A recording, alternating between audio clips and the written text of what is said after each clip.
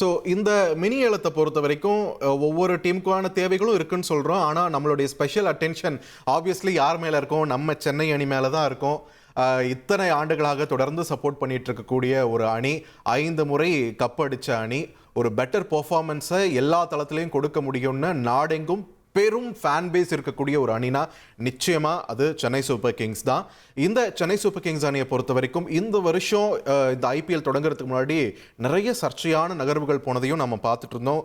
குறிப்பாக நம்மளுடைய அணியின் தளபதி என்று வர்ணிக்கப்பட்ட குஜராத்திலிருந்து வந்தாலும் இங்கே தமிழ் மகனாவே ஏற்றுக்கொள்ளப்பட்ட ரவீந்திர ஜடேஜாவை ராஜஸ்தான் ராயல்ஸ்க்கு ட்ரேட் ஆஃப் பண்ணுற மாதிரியான ஒரு கடினமான முடிவை சென்னை அணி எடுக்க வேண்டிய ஒரு கட்டாயம். பிகாஸ் சஞ்சு சாம்சன் அவருடைய தேவை நமக்கு இருக்கிறது அப்படின்றதுக்காக இந்த ட்ரேட் ஆஃப் நடந்ததையும் நம்ம பார்த்தோம். அந்த வகையில் நம்ம யாரை ரீட்டைன் பண்ணியிருக்கோம் சென்னை அணியை பொறுத்த வரைக்கும் அப்படின்றத பார்த்தோம்னா, நம்மளுடைய சொந்தம் நம்மளுடைய தலை MS தோனி, அவரோடு சேர்ந்து கேப்டனாக இருந்த ருத்துராஜ் கேக்வாட், சஞ்சு சாம்சன் அதிரடியாக என்ட்ரி கொடுத்திருக்காரு.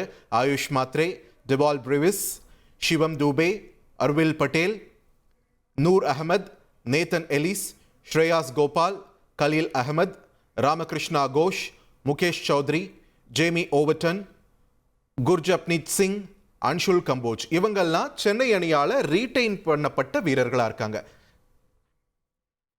ஸோ ஏற்கனவே நம்மளுடைய செய்தியாளர் பாலாஜி சொன்ன மாதிரி ஆஸ்திரேலிய வீரர் கிரீனை ஏலம் எடுக்க கடும் போட்டி நிலவிட்டு வருது அப்படின்றதையும் முக்கிய செய்தியாக நம்ம பார்த்துக்கிட்டு இருக்கோம்.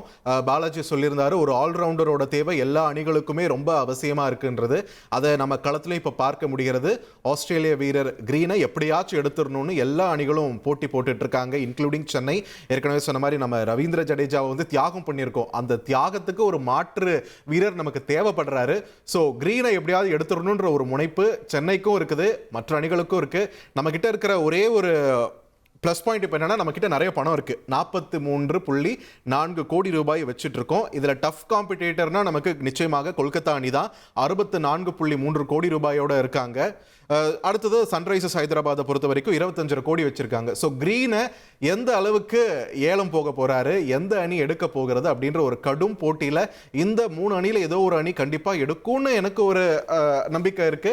மேபி எதனாலையும் மாறலாம், களம் மாறலாம். But still green is very much in demand. யார் எடுக்க போறாங்கன்னு நம்ம பொறுத்திருந்து தான் பார்க்க வேண்டும். இனி செல்லும் இடமெல்லாம் செய்தி.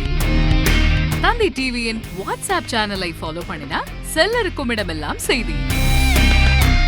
இதோ QR கோட் இப்பவே ஸ்கேன் பண்ணுங்க, ஃபாலோ பண்ணுங்க.